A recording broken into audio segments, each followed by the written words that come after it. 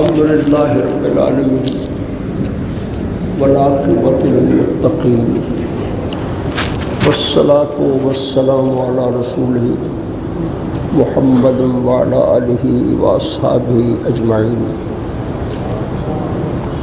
أما بعد فأعوذ بالله من الشيطان الرجيم. بسم الله الرحمن الرحيم. الزانية والزاني فاجلدوا كل واحد منهما 100 جلدة ولا تأخذكم بما رأفتم في دين الله إن كنتم تؤمنون بالله واليوم الآخر وليشهد عذابهما طائفة من المؤمنين. صدق الله مولانا العظيم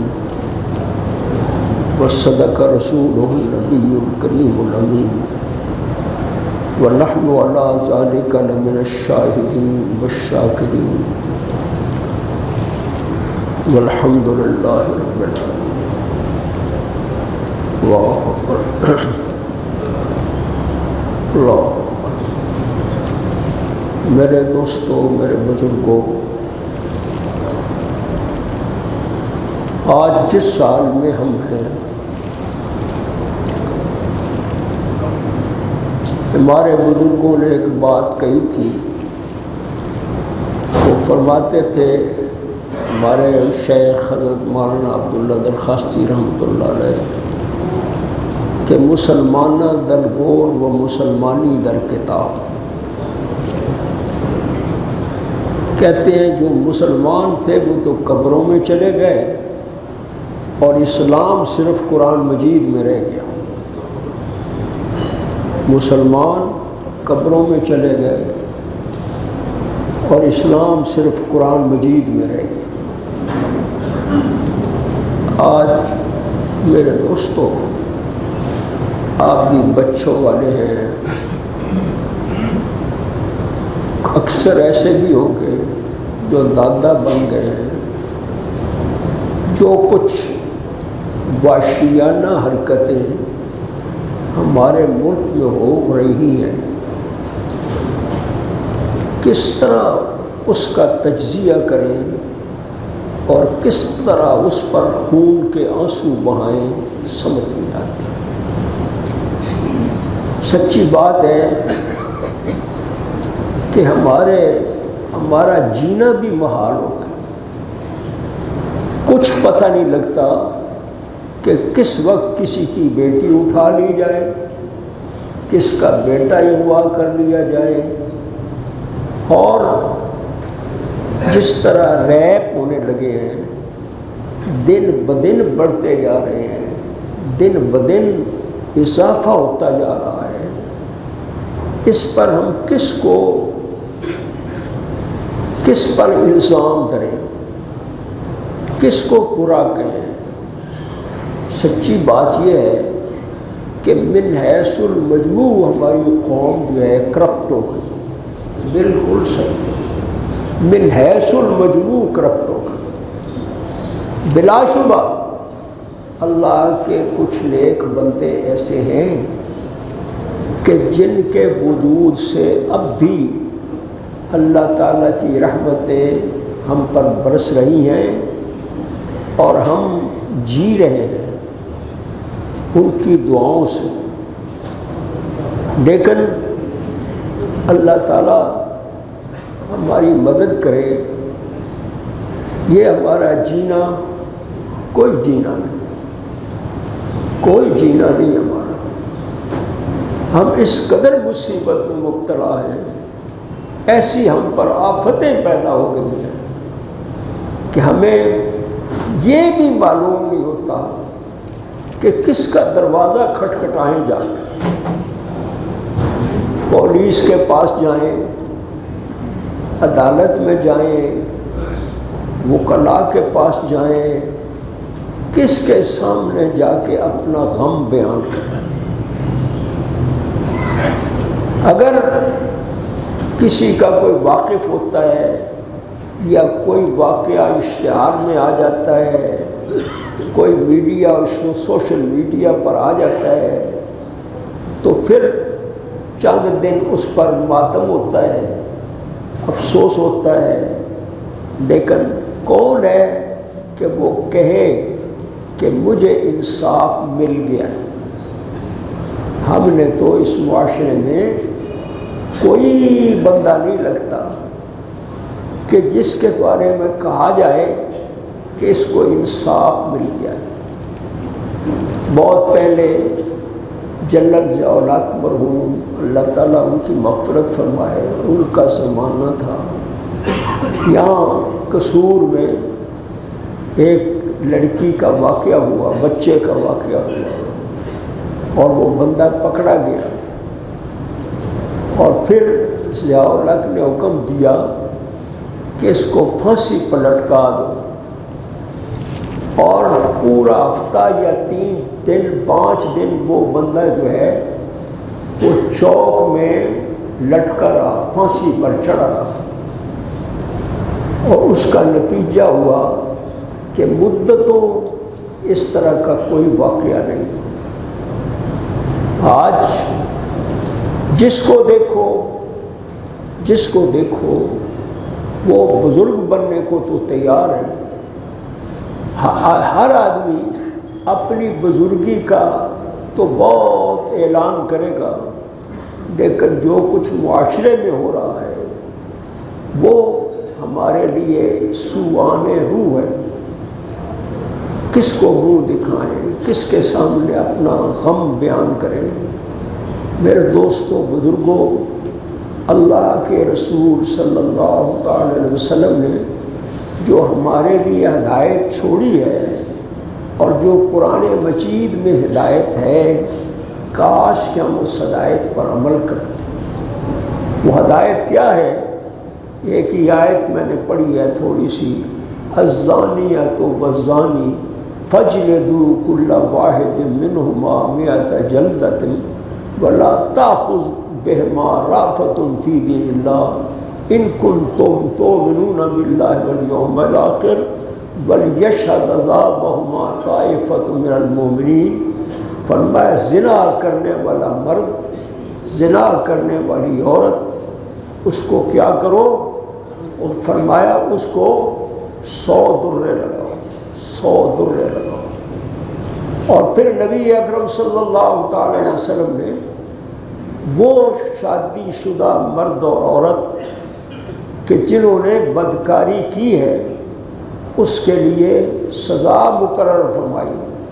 صحابہ اکرام نے اس پر اتفاق کیا، اور اتفاق سے پہلے خود نبی اکرم صلی اللہ علیہ وسلم نے اس پر عمل کیا۔ عمل یہ کیا کہ ان دونوں کو، جو زانی اور زانیہ دونوں کو، نبی اکرم صلی اللہ علیہ وسلم نے رجم کروایا۔ رجم کیا ہوتا ہے؟ کہ ان کو پتھر مار مار کر ہلاک کر دیا۔ عورت تھی تو اس کو گڑھے میں گڑھا کھودا گیا اور اس میں ڈالا گیا، اور یعنی کمر تک اس کو، تاکہ وہ ننگی نہ ہو عورت، اور پھر اس کو رجم کیا۔ تو میرے دوستو، یہ بات اچھی طرح سمجھو کہ اس نظام کو، جس نظام سے ہم گزر رہے ہیں، یہاں کوئی ہماری سننے والا نہیں اللہ کے سوا۔ اس کا علاج وہی ہے جو ضیاء الحق نے کیا، اور اس کا علاج وہی ہے جو قرآن حکیم نے فرمایا۔ بڑی پرانی بات ہے، جسٹس کارنیلس، وہ ہمارا پہلا چیف جسٹس تھا پاکستان کا، پہلا چیف جسٹس، اور وہ عیسائی تھا۔ اس نے آسٹریلیا میں جا کے تقریر کی۔ اس نے کہا کہ اگر تم، وہ کافر تھا، عیسائی تھا، اور اس نے یہ کہا کہ اگر تم دنیا میں امن چاہتے ہو تو اسلام کے قوانین اور اسلام کی سزائیں جو ہیں وہ نافذ کرو، اس کے سوا کوئی چارہ نہیں۔ ہم جو مرضی کر لیں، جلوس بھی نکل رہے ہیں، ریلیاں بھی ہو رہی ہیں، سچی بات ہے، مگر کوئی تبدیلی نہیں ہونے والی۔ اس کی وجہ یہ ہے کہ نظام ہی ایسا برا بنا دیا گیا ہے. پیدا ہوئے وکیل تو ابلیس نے کہا لو آج ہم بھی صاحب اولاد ہو گئے. یہ برے سے برا آدمی، برے سے برا آدمی، ظالم سے ظالم آدمی، اس کے پاس پیسے ہیں تو اسے کوئی پرواہ نہیں. وکیل آئیں گے وہ کروڑ کروڑ روپے کے کروڑ کروڑ روپے لیتے ہیں، 2 کروڑ روپے ایک وکیل لیتا ہے. اور وکیل یا کہ کیا کرتا ہے؟ وکیل یہی کرتا ہے کہ جو میں نے آپ کو بتایا، پیدا ہوئے وکیل تو ابلیس نے کہا لو آج ہم بھی صاحب اولاد ہو گئے. یہ کیا کرتے ہیں پھر یہ اس کو. اور پھر میں خود اس کا تجربہ کرتا ہوں، خود تجربہ ہے میرا. ایک واقعے میں پیش ہوا تو وہ میرے جو مجھے لایا تھا بندہ، وہ وکیل کہنے لگا آپ نے یہ بیان دینا ہے، یہ بیان دینا ہے. میں نے کہا میں نے تو یہ بیان نہیں دینا. تو وہ اس سے کہتا ہے اچھا یہ میرے پاس کیا لے کے آ گئے ہو. وکیل اس کو کہتا ہے تم یہ کیا لے کے، یہ تو میری بات، یہ تمہاری بات تو نہیں کرے گا، یہ تو اپنی بات کرے گا، دے دو اس کو. یعنی گواہ، جھوٹا گواہ تو ان کو پسند ہے، لیکن سچ بولنے والا، گواہی دینے والا وہ پسند نہیں. یہی پورے معاشرے کا یہ کہ ہر ایک بندہ یہ چاہتا ہے کہ میں کسی طرح دوسرے کو لوٹ لوں، کسی کو دھوکہ دے لوں. وجہ کیا ہے؟ وجہ یہ ہے کہ وہ عدل جو اللہ کے رسول نے سکھایا تھا صلی اللہ علیہ وسلم، اور جس پر نبی اکرم صلی اللہ علیہ وسلم نے یہ بات فرمائی تھی کہ لو کانت فاطمہ تو بنت محمد صلی اللہ علیہ وسلم سارا فرمایا اگر محمد کی بیٹی فاطمہ بھی چوری کرے میں اس کے بھی ہاتھ کاٹ دوں. جب تک یہ نظام ایسا نافذ نہیں ہوتا اس ملک میں، بالکل کوئی کام سرے سے ہوگا ہی نہیں. عمران آ جائے یا عمران کا کوئی عزیز آ جائے یا کوئی آ جائے یا الف آ جائے یا بے آ جائے، جنہوں نے یہ طے کیا ہوا ہے کہ ہم نے جھوٹ کا ساتھ دینا ہے اور جھوٹوں کی سرپرستی کرنی ہے اور جھوٹوں کو کی سرپرستی کر کے اپنے کام نکالنے ہیں، ان سے ہمیں کوئی توقع ہے کہ یہاں انصاف ہو جائے گا؟ اللہ کے بندو، اگر انصاف نہیں ہوگا، اسی طرح ظلم ہوتا جا رہے گا. خدا تعالیٰ نے تو یہ طے کیا ہوا ہے کہ ظلم نہیں چلتا، ظلم نہیں چلتا، کفر چلتا ہے. کفر کی حکومتیں کامیاب ہو جاتی ہیں، لیکن ظالم حکومتیں کبھی کامیاب نہیں، ظالم کبھی کامیاب نہیں ہوتے. میرے دوستو، میرے بزرگوں، میرے عزیزوں، اب آپ کو اور مجھے کیا کرنا ہے؟ آپ کو اور مجھے کئی کام کرنے ہیں. سب سے پہلے ہمارا کام کیا ہے کہ ہم خود توبہ کریں، خود توبہ کریں. لمبی بات نہیں، مختصر بات ہے. میں رو رو کے کہتا ہوں آپ سے، بھائی سب توبہ کرو. یہ ہمارے پر جو عذاب آیا ہوا ہے یہ ہماری بدکاریوں کی وجہ سے آیا ہے، اور روز بروز یہ عذاب بڑھتا جا رہا ہے. سب توبہ کرو اور سب اللہ تعالیٰ کا حکم مانو. اللہ تعالیٰ کیا فرماتا ہے؟ اللہ تعالیٰ فرماتا ہے کل ان تخفوا فی ما فی صدورکم او تبدوہ یعلم اللہ. اگر تم کوئی شے چھپاتے ہو یا ظاہر کرتے ہو، سب کو اللہ جانتا ہے. اور خدا کے بندو، اب جب تک ہم اللہ کو اللہ مان کر اس سے نہیں ڈریں گے، یہ معاملے کب ٹھیک ہوں گے؟ نہیں ٹھیک ہو سکتے، اگر ٹھیک نہیں ہو سکتے. اور یہ کب ٹھیک ہوں گے؟ اللہ والوں کی صحبتوں میں بیٹھ کر، نمازیں پڑھ کے، اللہ کے سامنے رو کے، قرآن مجید پڑھ کے، قرآن مجید پڑھا کے. اگر آپ نے اور ہم نے اللہ کے رسول کو نہ مانا، اللہ کی کتاب کو نہ مانا، اسی طرح ہم خوار ہو گئے جیسے دنیا میں خوار ہو رہے ہیں. اور ایک ہر آنے والا دن ہمارے لیے تباہی کا دن، ہر آنے والا دن ہمارے لیے تباہی کا دن ہوگا. میرے دوستو اس کی فکر کرنی چاہیے، اور اس کی فکر یہ ہے کہ سب سے پہلی بات یہ ہے کہ ہم ہر ایک دل کی گہرائیوں سے توبہ کریں۔ میں کہوں آپ توبہ کریں، آپ کانوں کو وہ ہاتھ رکھ لیں گے، اس کا کوئی فائدہ نہیں۔ فائدہ یہ ہے کہ آپ الگ بیٹھ کے سوچیں، ہر ایک میں کیا کر رہا ہوں، میں کوئی غلط کام کر رہا ہوں، کوئی ماننے کو تیار نہیں کہ میں غلط کام کر رہا ہوں۔ ہر کہتا ہے میں صحیح کام کر رہا ہوں اور دوسرا غلط کام کر رہا ہوں۔ اگر یہ جو سوچ ہے کہ یہ میں غلط کام نہیں کر رہا، دوسرا غلط کام، میں جھوٹ نہیں بول رہا، میں بدبیانتی نہیں کر رہا، دوسرا بدبیانتی کر رہا، اور خدا کے بندو اس سے باز آ جاؤ۔ ملک تباہ ہو رہا ہے، آگ لگی جا رہی ہے، اور روز روز یہ بھڑکتی آگ کس کس کو جلائے گی، کس کس کا گھر اجاڑے گی، یہ آپ سوچیں۔ مجھے نہیں پتا میرا گھر پہلے جلے گا یا آپ کا، جلے گا ضرور، ہر ایک جلے گا، ہر ایک کا گھر ہم اجڑیں گے اور خود اجاڑ رہے ہیں اپنے آپ کو۔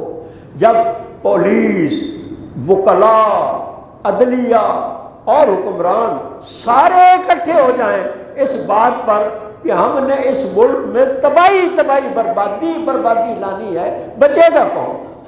ہے کوئی جو کھڑا ہو کے کہہ دے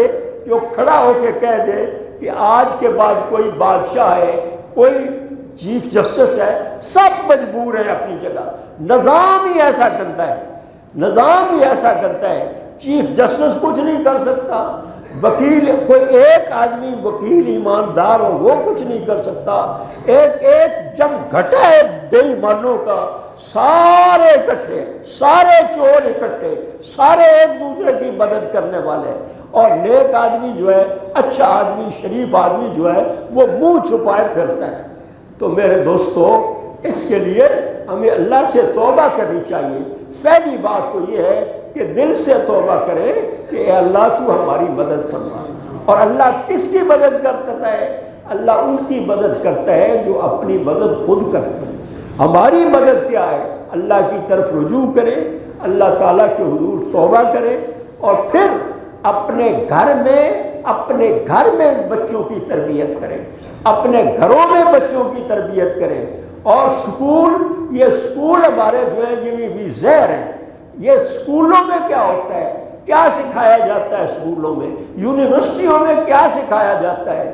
میں کہتا ہوں کیا بتاؤں میں آپ کو، آپ مجھ سے زیادہ جانتے ہیں۔ یہ یونیورسٹیاں، یہ کالج، یہ اسکول، یہ سب، اس میں کیا ہوتا ہے؟ تعلیم کم ہوتی ہے، بدماشیاں زیادہ ہوتی ہیں، اور آپ اس کے حالات دیکھیں۔ اس واسطے بھائی اپنی بچیوں کو، اپنے بچوں کو، اپنی بہنوں کو اور بھائیوں کو خدا کے لیے اپنے گھروں میں تعلیم دو، ہر طرح سوچو، ان کے پیچھے نہ لگو، ان کو اپنے پیچھے لگاؤ۔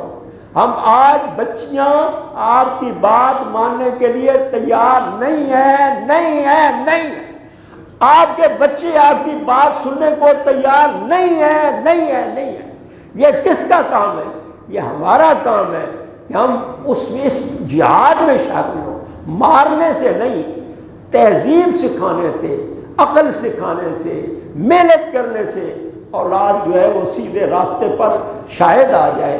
اللہ کے فضل و کرم سے ایسے گھر موجود ہیں، ایسے گھر مجھے معلوم ہے کہ اللہ کے فضل و کرم سے ان کے گھروں میں کوئی کام اللہ کی مرضی کے بغیر نہیں ہوتا، نہ بچوں میں نہ بڑوں میں، مجال ہی نہیں کہ کوئی خدا کے حکم کے خلاف کوئی گھر میں کام ہو رہا ہو۔